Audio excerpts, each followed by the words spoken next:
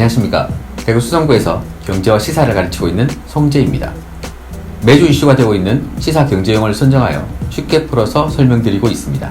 오늘 설명드릴 시사 용어는 서부 텍사스유 WTI입니다. 서부 텍사스유는 말 그대로 미국 텍사스에서 생산되는 기름을 말합니다.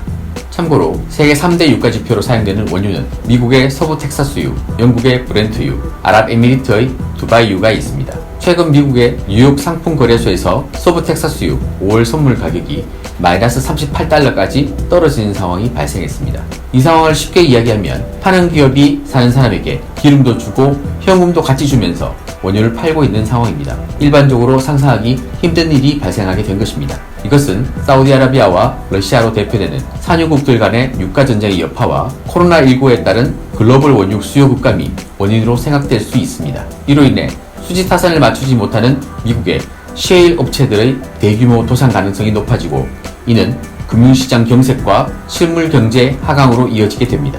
그리고 이러한 경기 하락은 또다시 유가의 추가 하락으로 이어질 수 있다는 점에서 악순환이 반복될 가능성이 높아지고 있습니다.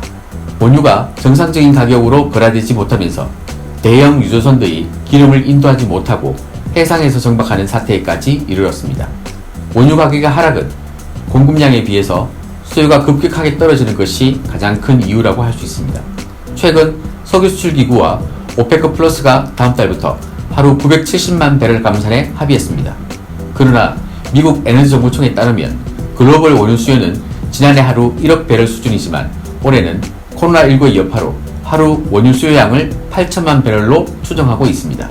이것은 단순 계산을 하면 수요는 2천만 배럴이 줄어드는데 공급량은 970만 배럴만 감산하는 것이니 공급 감소분보다 수요 감소분이 약 1000만 배럴 많게 됩니다. 이로 인해 원유의 공급량은 상대적으로 많은데 수요는 공급량보다 적으니 유가는 자연스럽게 떨어질 수밖에 없는 상황이 되었습니다.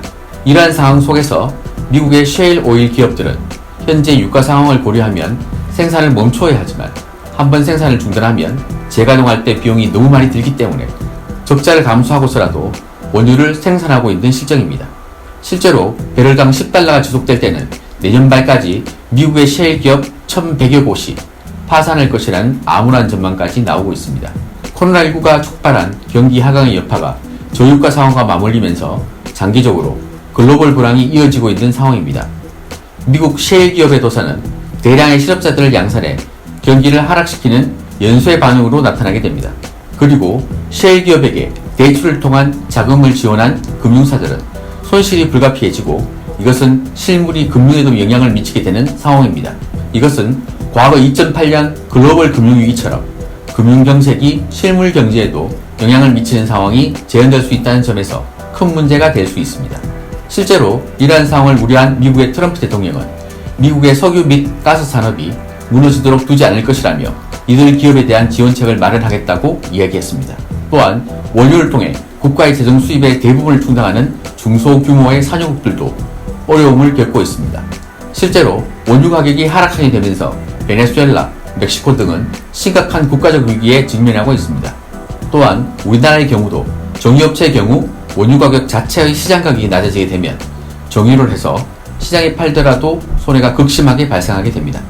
그래서 문재인 대통령도 5차 비상경제회의를 통해서 정유업체들을 지원하겠다고 밝혔습니다.